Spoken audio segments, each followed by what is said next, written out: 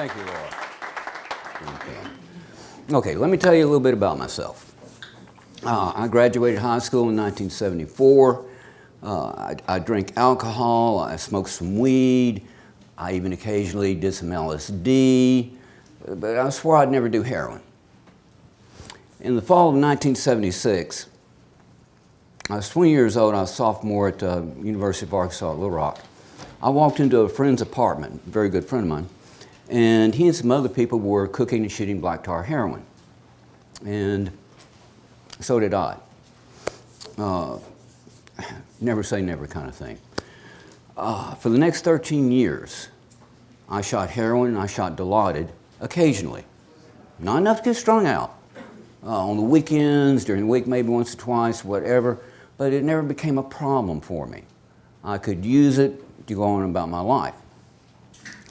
In '79, I graduated with a BA in psychology. In 1981, I went into the graduate school at Georgia, psychology graduate school at Georgia. I have a master's in experimental psychology, a PhD in biopsychology. This whole time I was at Georgia, whenever I'd come back for spring break or Christmas break or whatever, I'd get with my buddies and shoot Dilaudid heroin, and I'd go back to Georgia and forget it. In '87, after I finished my PhD, I was awarded the National Institute on Drug Abuse Post-Doctoral Fellowship, 3-year fellowship. I came back to Arkansas to the Pharmacology and Toxicology Department at the University of Arkansas for Medical Sciences. I wanted to work with a Dr. Don McMillan. He was head of the Pharmacology Department, and he was a leading researcher in the nation, one of the top researchers in the nation in an area of science called behavioral pharmacology, which is study of how drugs produce their effects on brain behavior. During my postdoc, I did well. I conducted research, I published in scientific journals. Again, I did well enough so that when I finished my postdoc, Don McMillan asked me to stay on as faculty. So I was faculty at the University of Arkansas for Medical Sciences and Pharmacology and Toxicology Department. But there was a problem. When I got back to Little Rock, I was still going out with my friends occasionally and shooting Dilaudid or heroin, whatever it was. And some of these people I had known for years, I mean, from junior high, high school, all the way, they were strung out. They were addicted. And I was looking at them, I'm saying, what's wrong with you? I didn't tell them that, that's what's in my head. I didn't say that. What's wrong? Why can't you stop? What's going on? Why can't you stop? You're ruining your life. Some of these people had really good paying jobs for back then. And hell, they were having trouble paying their rent. And I couldn't understand what the hell was going on with them. I knew the book definition of addiction. I was in the field. I knew the book definition. I could see it in my friends. I knew the book definition, but I didn't understand. Now, when I had gotten to UAMS in November of '87, there was a bottle of methadone hydrochloride, powdered methadone, rolling around in a drawer in the lab. It wasn't in the safe, it was just in a drawer. Oh, y'all did catch it was just in the drawer, not in the safe, so it's really not my fault. It's the safe, they left any there. I watched that bottle of methadone hydrochloride roll around that drawer from November of '87 to April of '89. And I knew nobody knew it was in that drawer. Nobody touched it in that time. And again, I was still going out and shooting occasionally and all this. And I cannot remember, it's too long ago, too many things have happened, why I decided one day that it would be a good idea to get into that bottle of methadone. I don't remember why. All I know is I did. And I did something different with that methadone than I had done with the heroin or the Dilaudid. I started shooting it every day. And then I started shooting it 2 or 3 times a day. And then I started increasing my dose. And I shouldn't have been this naive, but this is how naive I was. The whole time I was shooting that bottle, I was telling myself, when I wanted to, I could stop. When I needed to, I could stop.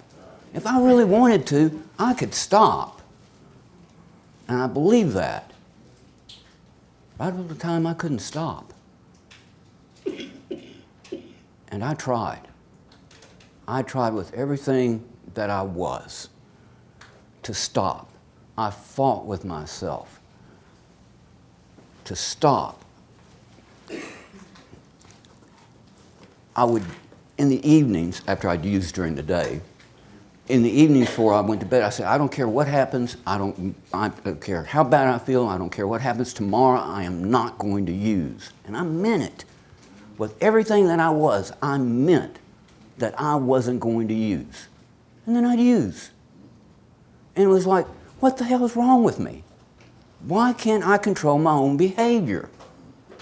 That was the strangest feeling, is to fight with myself, to struggle with myself, to not do something and then do it. I couldn't understand. It was just, I was so mystified by that. But I couldn't stop. I started stealing drugs out of the safe. Was that a good thing to do? No, but I couldn't stop. And it was so easy back then. Again, it's not their fault. Nobody expected somebody that was working in the lab to be stealing drugs out of the safe. But anyway, it was real easy. If I was running research and I needed 300 milligrams of morphine for my research, I'd just take out 6 or 7 and write down 3. Wasn't a problem. Anyway, you keep doing something like that, and sooner or later something happens. In 91, 92, something like this, they finally figured out somebody was stealing drugs from the safe, and they shut that down. Now, so long as I was getting the drugs from the safe, I was okay. I was still doing research, I was still publishing. I even got a major grant from National Institute on Drug Abuse to study the effects of choice on cocaine self-administration in rats. I mean, I was doing great. But when they shut that safe down, my life went to hell, because then I had to start running the streets. I had to start running the streets, I had to start spending a bunch of money. I had a good job, I had a really good paying job. I mean, a faculty member at med school. So I had money, but it was the time. There were times when I couldn't find anything and I'd show up in the lab at 10 or 11 o'clock in the morning. You know, my life became very chaotic. A blind person could see my life was chaotic. And Don McMillan was not a blind person.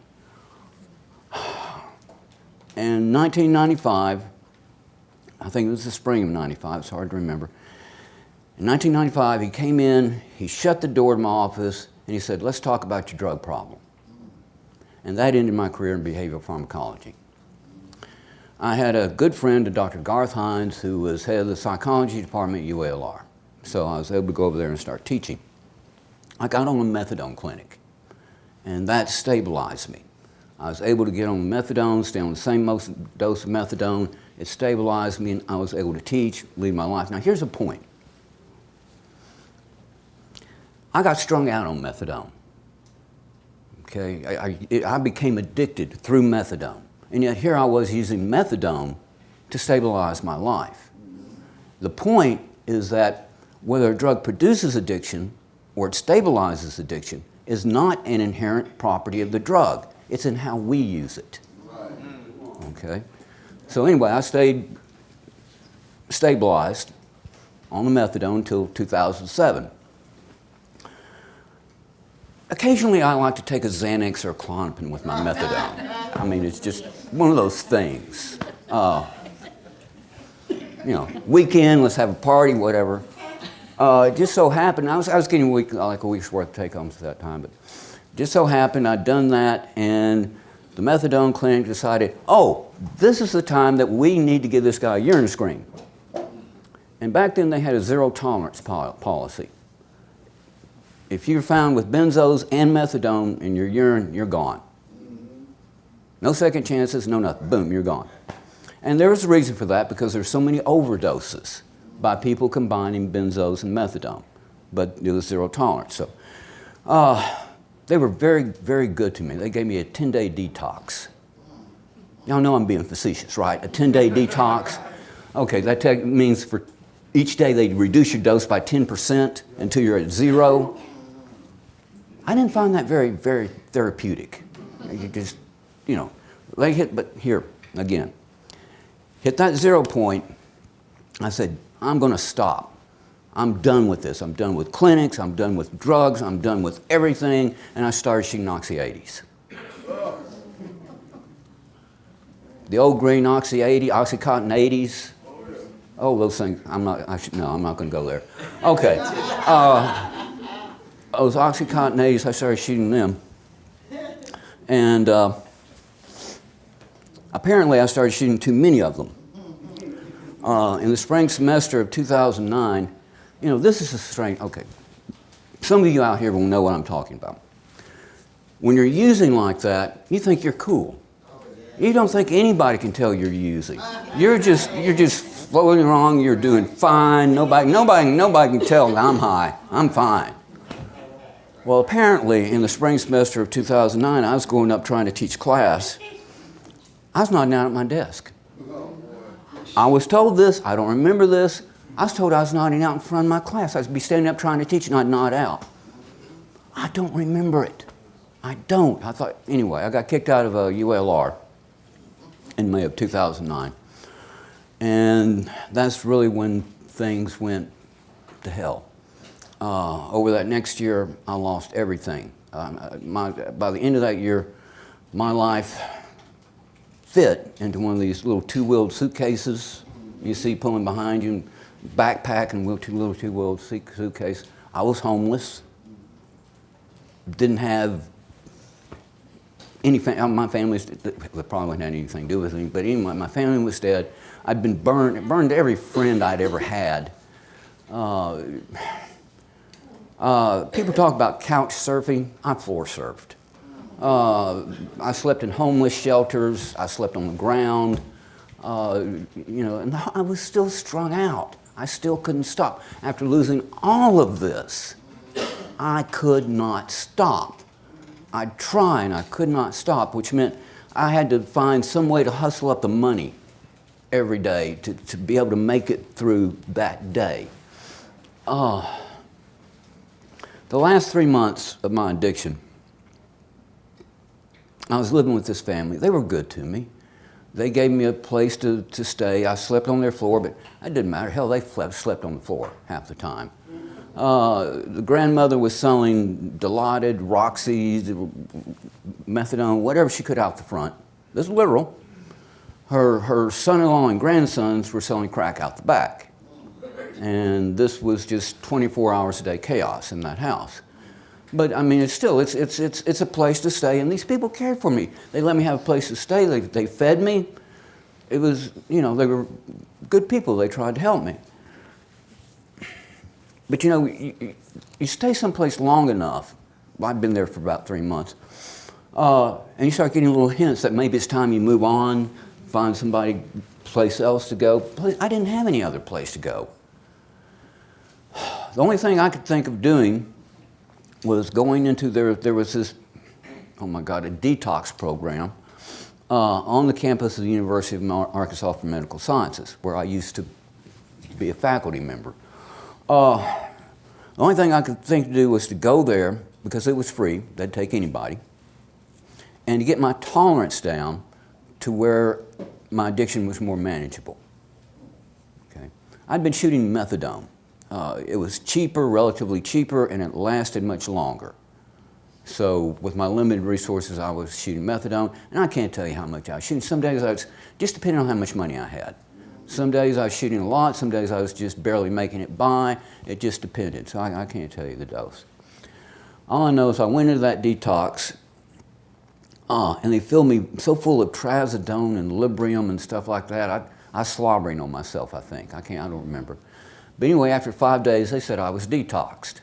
I wasn't detoxed. This was methadone. It was just kicking in after 5 days. And methadone has what they call a very long half-life. It lasts a long time. But the withdrawals from it are protracted. Usually withdrawals from something like heroin, something like that, 7 to 10 days, you're feeling relatively normal. 7 to 10 days with methadone, it's just really kicking in.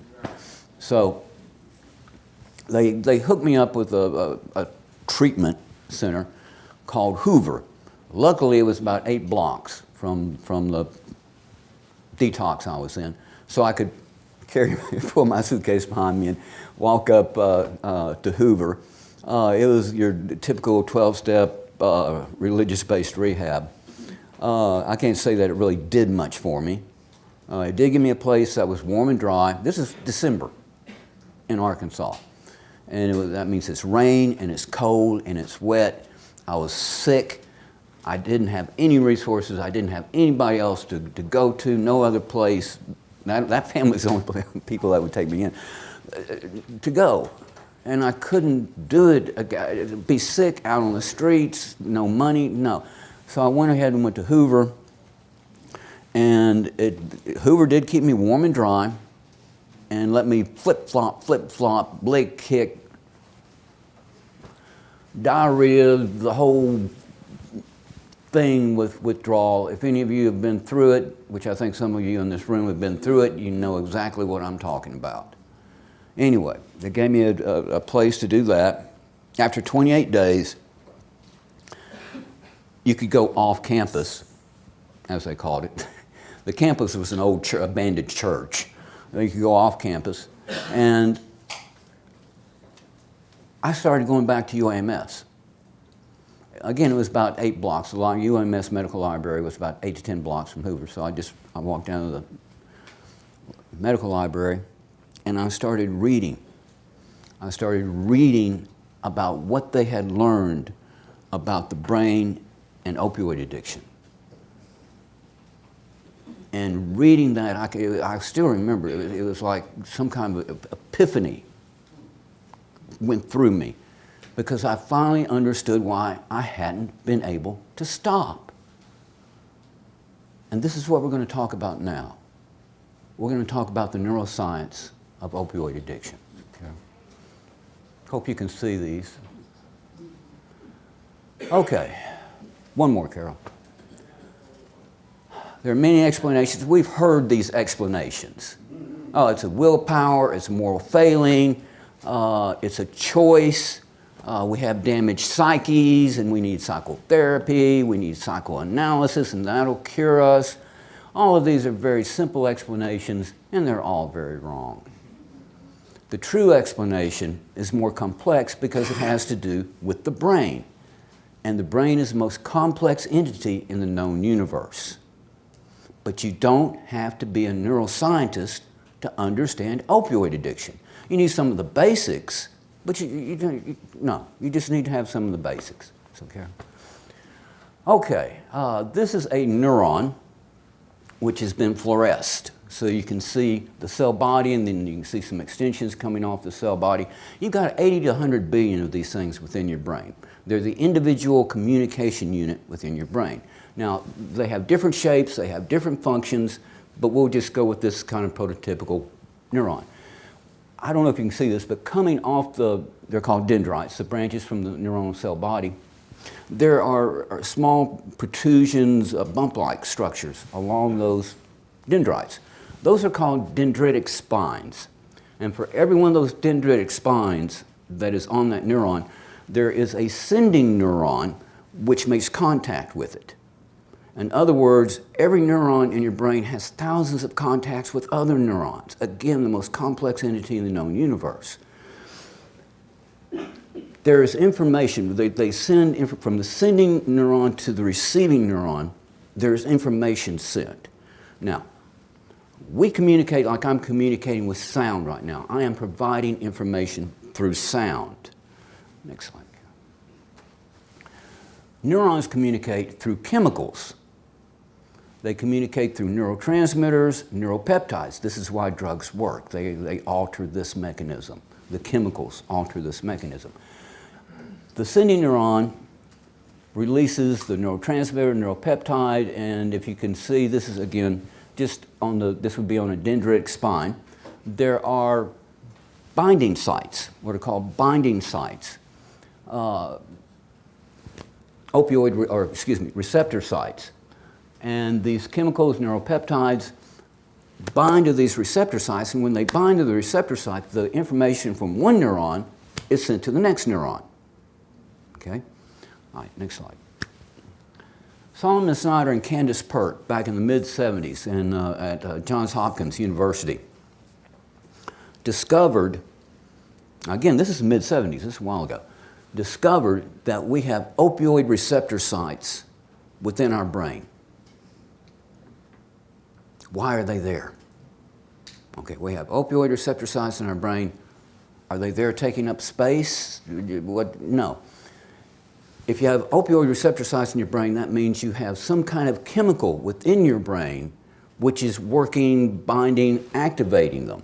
Next slide. These are called our endogenous opioid peptides. Endogenous means from within.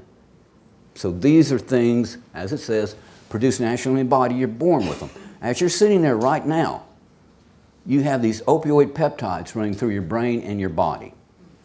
Okay. They act on opioid receptor sites. We're primarily going to be concerned with the endorphins, but you have endorphins, enkephalins, dynorphins, endomorphins, again, producing euphoria, pain relief, other things. Okay. But again, understand that you're born with these. These are not foreign substances. Opioids are not foreign substances to your body. Okay? It's not like coke, meth, or alcohol. We already have these in our body. Oh, thank you. These opioid receptor sites, if you'll notice, they have a binding pocket in them. And the chemical structure of these endogenous opioids, in a three-dimensional shape, it's like a key that slides down into that binding site, which you can think of as a lock. So a lock and key mechanism, and like a lock and key mechanism, there's specificity. Only certain structures, chemical structures, are going to fit into this opioid receptor site. Go ahead to the next one. Opioid receptor site. The one on the left, the mu opioid receptor, I don't know if you can see it, but it gives a little bit better view of that, the chemical that slides into the binding pocket. And when it does, it actually causes that receptor to deform, to twist. And then it causes a cascade of enzymatic changes within the neuron itself. This is how the communication works. These endogenous opioids that we have modulate this system, this endogenous opioid system. Go ahead with the next one, Carol. There just happens to be this kind of, think about this. There just happens to be a naturally occurring chemical out there that is so similar to the endorphins we have in our brain that our brain can't tell them apart. It's called morphine. It comes from a specific poppy plant, opium poppy, Papaver somniferum. A beautiful plant, beautiful flowers. The petals fall off. It forms a seed pod. Somebody comes along with a very sharp knife, scores the outside skin of the seed pod, and this resinous gummy substance oozes out. That's opium. Opium is 12 to 19% morphine, depending on the country of origin. Some countries grow better opium than others. Okay. Next one. The word endorphin is in fact a combination of two words. Endogenous, from within, and morphine, endorphin. So these endorphins you have in your brain, this is literal. They're your internal morphine. You've got them in your brain, you're born with them, they're supposed to be there. They're necessary. For you to function, for you to be normal, you need a functional endogenous opioid system. Okay. This endogenous opioid system regulates a number of what are known or called homeostatic equilibrium functions within the body. This is just a few of them. Feeding, respiration, we know this, respiration, overdose, respiration. Endocrine internal hormonal system, stress response, immune function, cardiovascular, pain, mood, pleasure, and euphoria. That's just a few. We're going to be interested with this last one, pleasure and euphoria. Okay, Carol. Here's a question. Why do we experience pleasure? What does it do for us? I mean, it's got to do something for us. Think of it like this. Our brain has a mechanism such that when we're doing something that helps us to survive, it's able to connect some pleasure with that activity. Say you're hungry and you start eating and your stomach starts filling up, tastes good, smells good, whatever. The brain says, oh, you're doing something that helps you survive. We're going to connect some pleasure with that activity. You're thirsty. You drink. Again, your brain says, oh, you're doing something that helps you survive. We're going to connect some pleasure with that activity. You're freezing. You get into the warmth. Same thing. Why? So that you do it again. Things which produce pleasure we tend to repeat in the future because they are typically things which help us to survive. Pain is just the opposite. Slam your hand in the door. That is going to scream out pain. That pain is going to tell you two things. One, that you've injured yourself and you need to pay attention to it. The second thing it's going to tell you is, don't do that again. Pain is a sign, a signal that you are decreasing your chances of survival. We avoid things that produce pain. We're driven away from them.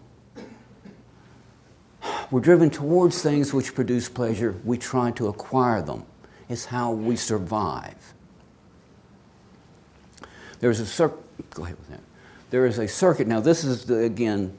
You don't have to be a neuroscientist, so we're not going to go into all of this. But this is a basic diagram, and it'll give you the basics of what we're talking about here. This is called the pleasure circuit within the brain. This ventral tegmental area, which is in the midbrain, is filled with opioid receptor sites.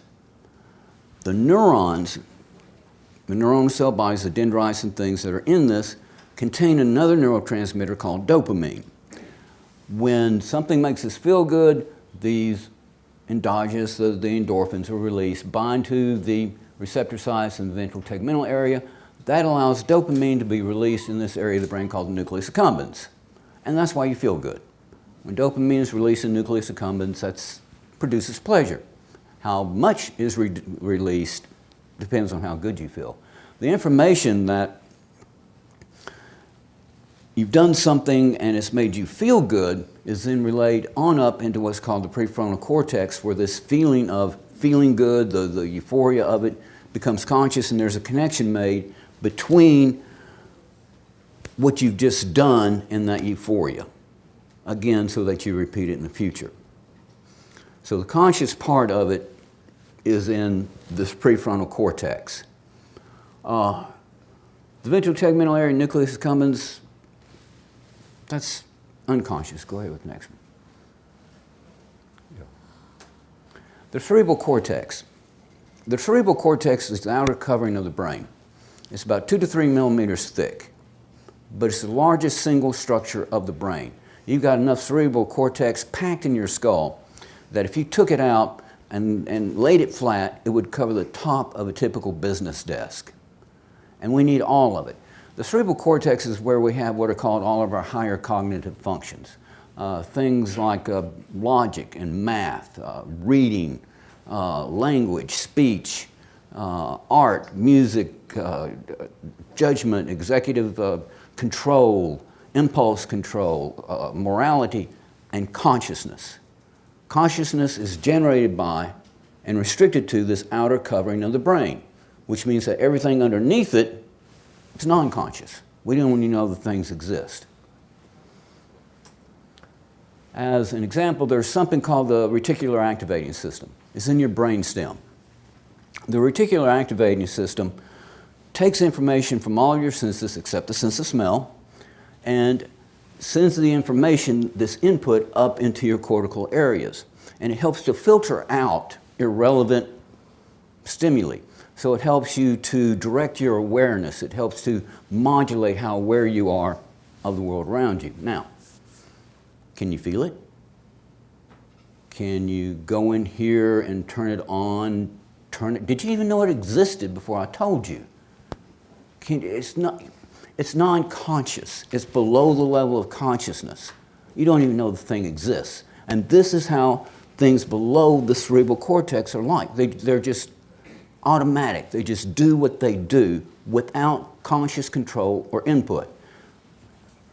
This is how this ventral tegmental nucleus accumbens part is. It just does what it does. It doesn't know right from wrong. It doesn't know up from down.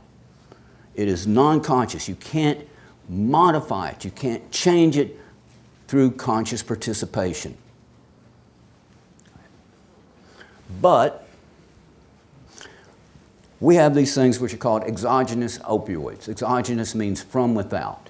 And we all know that morphine, oxycodone, hydrocodone, hydromorphone, Dilaudid, oxymorphone, Opana, fentanyl, methadone, these things can modify that pleasure circuit.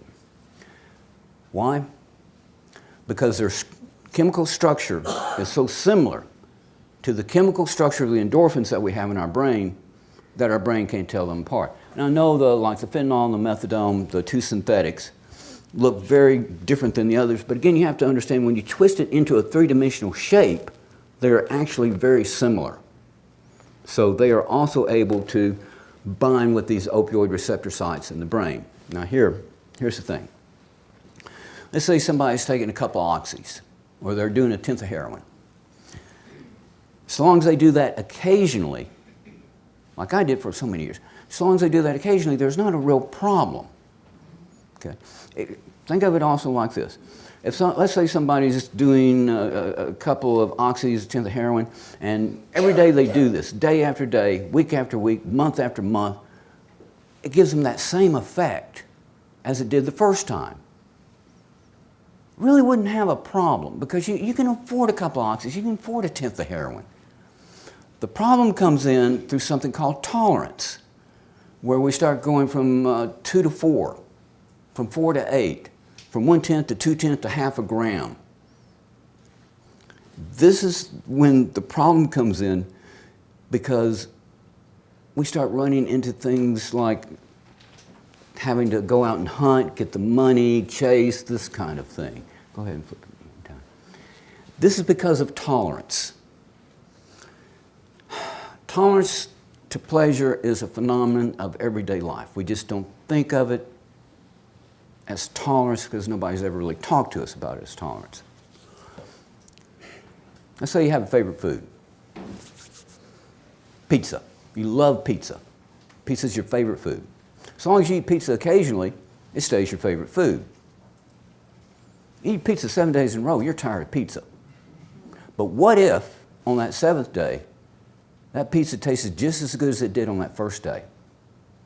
You find new music, it's wonderful, you like it, you listen to it for a while and you're tired of it. But what if on that 10th time you listened to it, it sounded just as good as it did the first time? The function of tolerance, which is a survival function, is to keep you from getting stuck on something that you're doing too much of to the exclusion of other things. If you're just eating pizza, you're not eating other foods. If you're just listening to that one kind of music, you're not listening to other music, you're not moving forward in life. If we didn't have this ability to become tolerant to things that we're doing too much of, too regularly, we'd be stuck doing things we've been doing years ago and never move forward in life. So the function of tolerance is to drive us forward in life, to keep us from getting stuck on things and to move forward. And this all works very well until we get into something like these opioids. Because we can do something with them that we can't do with pizza. If you're tired of pizza, eating more pizza doesn't make you want more pizza. But we can go from 2 pills to 4. We can go from 1/10 to 2/10, and bam, we can kick that euphoria back in. Now here's the thing. Go ahead, next slide.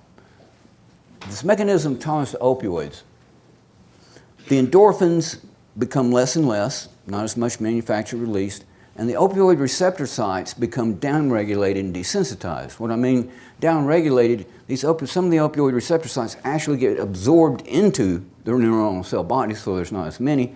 Desensitized means they no longer produce the same degree of effect within the neuron. In other words, there's a dampening of the response. There's a dampening of this endogenous opioid system. We're overactivating it, and so it starts shutting itself down. So it produces tolerance. Good. That's what it's supposed to do. It's supposed to bring that euphoria you're experiencing down so you don't get stuck on it and you move on to something else. It's your brain trying to do you a favor. We just don't understand that because nobody's ever told us that this is an acquired disease of brain structure and function, and that tolerance is a sign, a signal that you're actually changing your brain at a cellular molecular level. Think about it. What the hell else could produce tolerance? You're changing your brain. And nobody's ever told us that, you know, if we don't stop and don't stop now, we may not be able to stop. You know, I always say, oh, it's a choice, it's a willpower thing. If you're a good person, when you really want to, you can stop. Only bad people will go out and can't stop. Bullshit. This is what happens.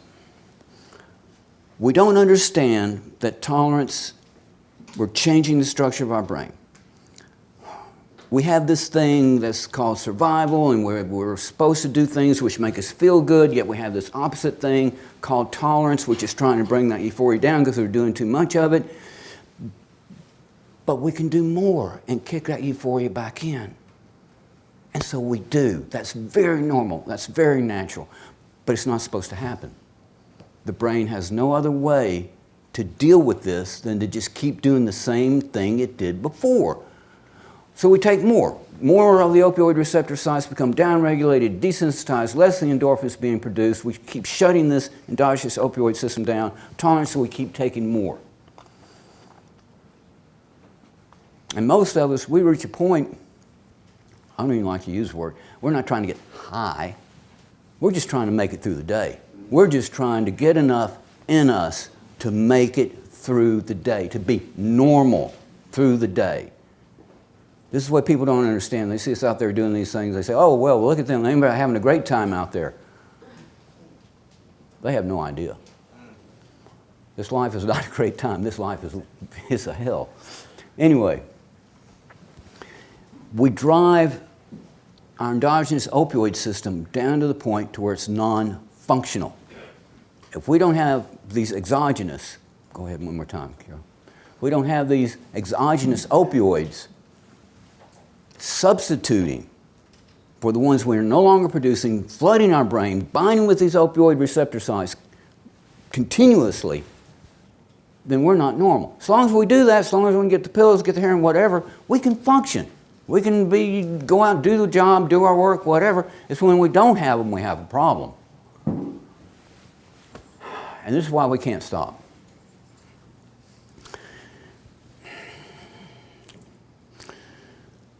Pleasure serves as survival function. Tolerance serves as survival function, so does craving. Craving exists along a continuum. At its extreme, craving forces you to focus solely on what it is you need to survive, and it makes everything else become less and less important. As an example, let's say that somebody hasn't had anything to eat for 2 or 3 days. They're starting to starve. This craving, they're going to be craving food. Everything else is going to start becoming less. The more they starve, the less and less everything else, its importance. Now, this is craving. That's what it's supposed to do. Make you focus. If you're starving for food, to hell with your car, to hell with your buddies, you're going to be looking for food. Now, let's take this a step further. Let's say there's some kind of restriction on food. There's some kind of famine, there's some kind of government control, there's no food banks, there's no soup kitchens, nobody's going to give you any food because they don't have enough for themselves. But there's black market in food. And in this black market, food is scarce, it's expensive, and it's illegal. It's illegal to buy food out of this black market. Now, these people out there that call us bad names and all this stuff, if they were starving, and the only place now they can get food is out of a black market that's illegal, but if they were starving, would they break a law and buy food out of the black market? Mm-hmm. Would they steal if they had to buy food out of the black market? Yeah, they sure would, because survival is not a choice. You will do what you have to do to survive. I know people are going to say, oh wait, we have to have food to live. They don't have to have these opioids to live. That's a misunderstanding. Our starvation for these opioids is far more intense than our starvation for food. We don't have anything. We have shut this endogenous, we need it. We need these opioids within our brain, and we have shut it down. It is non-functioning, and we starve for them. You can ask any of us. Y'all may disagree. If you want to disagree with me, go ahead, but I don't think you will. You can ask any of us. We can be starving for food. But you give us a choice between, say, heroin and food, we're going to take that heroin every damn time. That is not a failure in judgment. That is not a deficit in executive functioning. That is not a loss of impulse control. That is a completely normal, rational response to the starvation we're experiencing. And this is why we do the things we do in our addiction. This is why we hawk, trade, sell everything we have. This is why we hurt the people we love. We're starving. And the only place we can get what we need to stop our starvation is out of a black market. We're not bad people. We're not narcissistic hedonists, no matter what the press and these other people tell you. We're just people. Next slide. We get into a situation to where we have limited options. Consciousness. The function of consciousness is not to thwart your drive to survive. If that were the case, you wouldn't be here. We would have died out of species a long time ago. The function of consciousness is to take what it is you need to survive and to go out in the world, get what you need to survive, and to do so in a way that best enhances your survivability. This is why when we're out of opioids, we don't take a Glock and go rob a drugstore. I mean, if you think about it, that's a pretty rational response. That's where the hell the drugs are. But that's not a very good survival technique. And so we inhibit that. But our brain, this craving, we're going through all our other options. We're shifting through all of our other options. And once we've been out there for a while, once we've been through this for a while, once we've been living this for a while, we run out of options. Every option we have is a bad option. There are no good options. And so our brain, we pick the least bad option. That may mean taking our father's shotgun and going to hawk it. Is that a good thing? No, that's a horrible thing. But it's the only option we have. It's the least bad one we have. And here's the real problem, is we don't understand why we're doing that. We don't understand why we are hurting the people we love. We can't explain it to ourselves. And that drives us.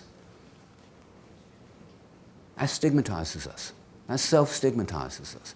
We don't understand it, so we start internalizing all the things that people say we are, because we're doing these things. And so we internalize that. And it makes us worthless. It makes us feel worthless. Because we're doing these horrible things, we're hurting our family. We can't explain it to them. Nobody's ever told this, again, that this is an acquired disease of brain structure and function which is manifested as starvation. They've always told us this is a choice, and if you really wanted to, you could stop. I like this one. If you really loved your kids, you could stop. What they're not understanding is that you can't stop because you're starving and you're trying to survive. You love your kids just as much as you ever did, as much as anybody did. You love your family just as much. If you're starving, you still love. But that doesn't mean you won't do what you have to do to end your starvation. What it does mean is that you are so desperate in your starvation that you will do things that hurt the ones you love to stop the starvation. And our people that love us, you can't expect them to understand. All they see us is doing these things that are hurting them, and they think we love our drugs more than we love them. And that's not true. That is not true. we love just as much as we ever have. It doesn't change that. It just, this misunderstanding of why we're doing things in our addiction, it drives a wedge between us and the people that love us. We don't understand it, they don't understand it. Anger and resentments build on both sides, and families get torn apart. And it shouldn't be this way. It should not be this way.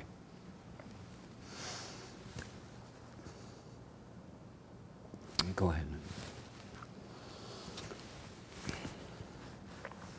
Opioid addiction is a chronic, recurring, acquired disease of brain structure and function manifested as behavior directed towards the survival of the individual.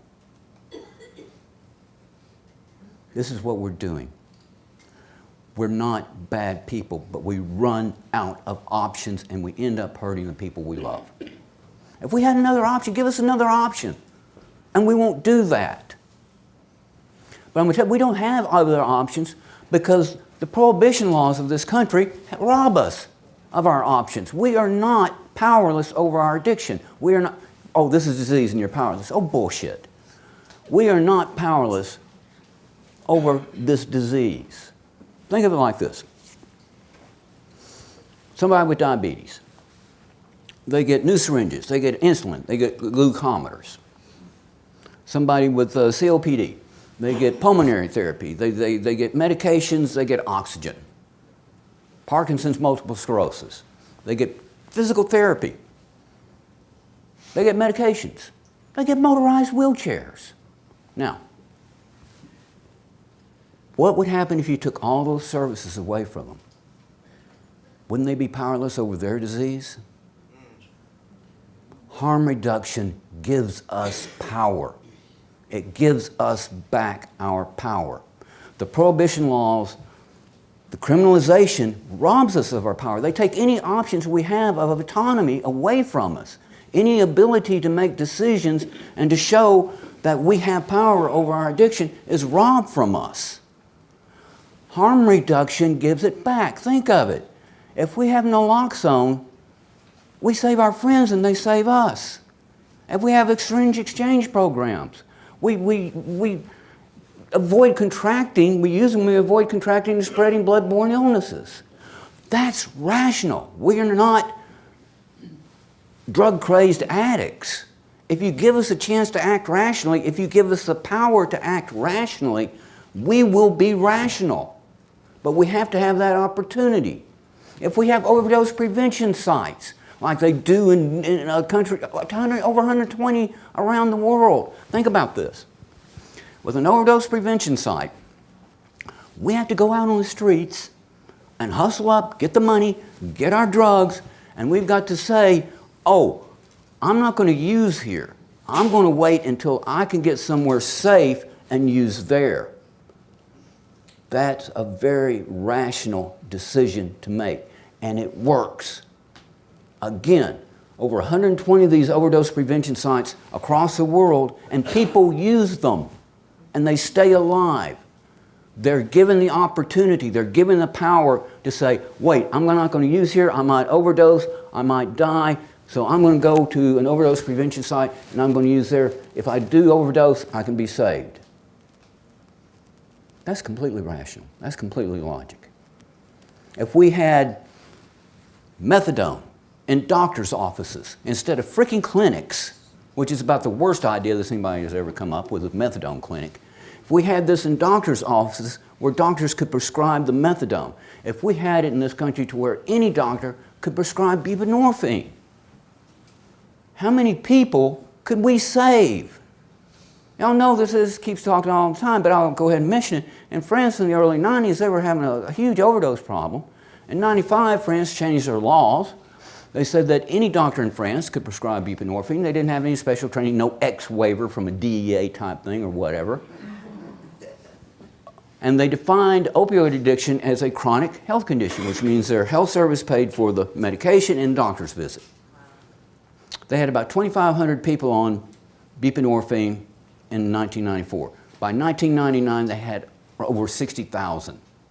And their overdose rate in those 4 years From 95 to 99, their overdose rate declined by 79%. We could do that in this country. We could do that. We could have heroin treatment. I know. But think of it again. Heroin, yes, can produce addiction. But heroin can also be used to stabilize an addiction. Again, whichever one it does is not an inherent property of the drug, but in how we use it. It's used in a number of countries as a treatment for opioid addiction, and it works.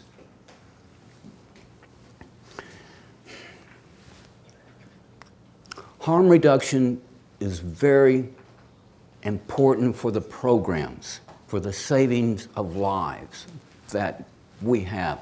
The naloxone, the syringe exchanges, the pushing for overdose prevention sites, the trying to get more treatment options available for us. But what it's really important about, what it really does, is it gives us power. It takes power away from the criminalization, prohibition, and it returns it to us. And there's a fight, and there's going to be a fight, because this is a zero-sum strategy here. If you support criminalization and prohibition, you're taking power away from harm reduction and public health. You're taking funding away from harm reduction and public health. If you support harm reduction and public health, you're taking funding and power away from criminalization and prohibition, which, by the way, if that worked, we wouldn't be here today. If you're going to switch,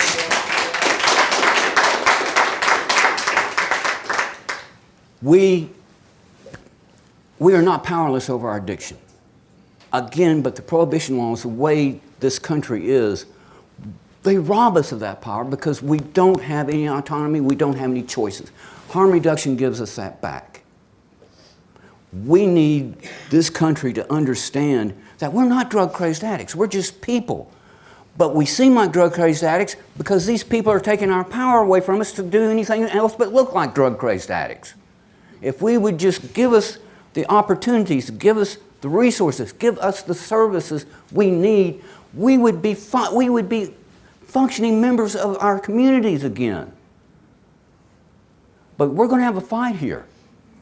I don't know if y'all have paid attention to what's going on with Philadelphia with the overdose prevention site there with Safe House, all this. The ex-governor of Pennsylvania, Ed Rendell, set up a 501 nonprofit Safe House to try and open up the first overdose prevention site in the U.S. in Philadelphia. DOJ U.S. Attorney William McSwain filed an injunction stopping it, saying, oh, you can't do this, you're allowing people come in and use illegal drugs, and that falls under the crack house statute. The crack house statute, passed in 1986, says, if you allow people to come in and use drugs in your house, in your home, that you can be arrested in prison, they can confiscate your property.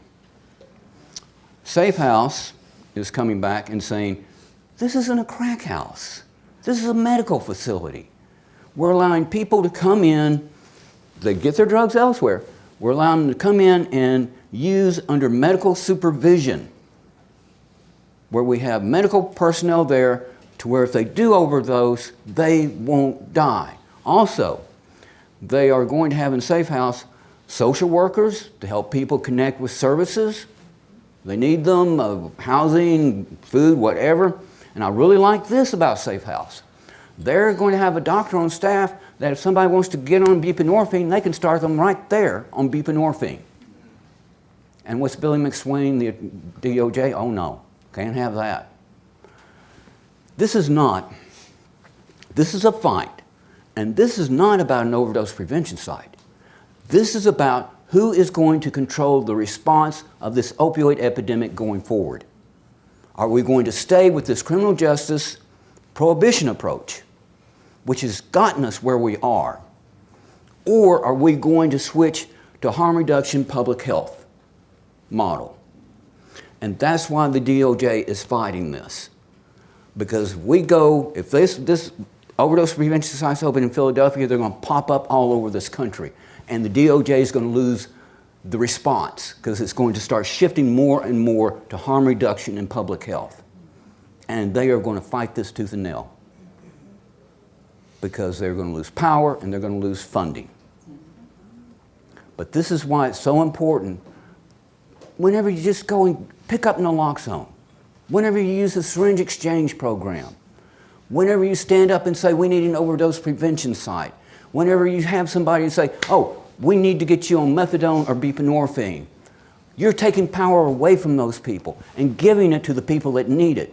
You're giving it to public health and you're giving it to harm reduction.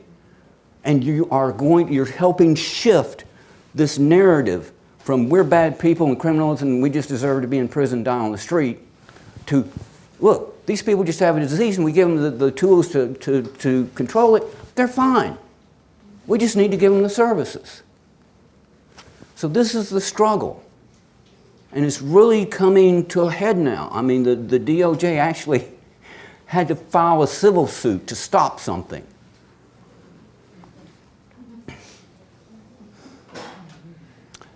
Harm reduction is making inroads. Harm reduction is changing things. And it's people like you that are making that change happen.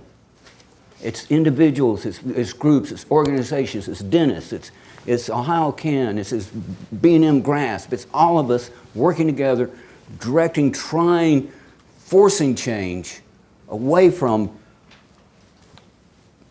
those people and into something that works, that gives us our power back. Give us our power back, and this myth about us being powerless over our addiction will be seen as just that, just a freaking myth and nothing more. Now, one last thing I want to talk about. I hope all of you here, you've been listening to what I've been saying. If you've lost somebody you love, if you've lost your child, you've lost your spouse, you lost somebody you love, hope you understand there's no blame here. However you tried to help them, whatever you did your best. Because that's what love does. It does its best. But we weren't the only ones that were robbed of power. You didn't have the support you needed. You didn't have the information you needed. You didn't have the services you needed to keep that person alive. Not your fault. Not at all. And I want you to understand that the person who's gone, they tried. They fought this. They tried as hard as they could. But they didn't have what they needed. And this disease, ultimately this disease took their life, just as surely as it was cancer. And I'm going to say something that everybody here knows. They did not deserve to die. For your time today, thank you.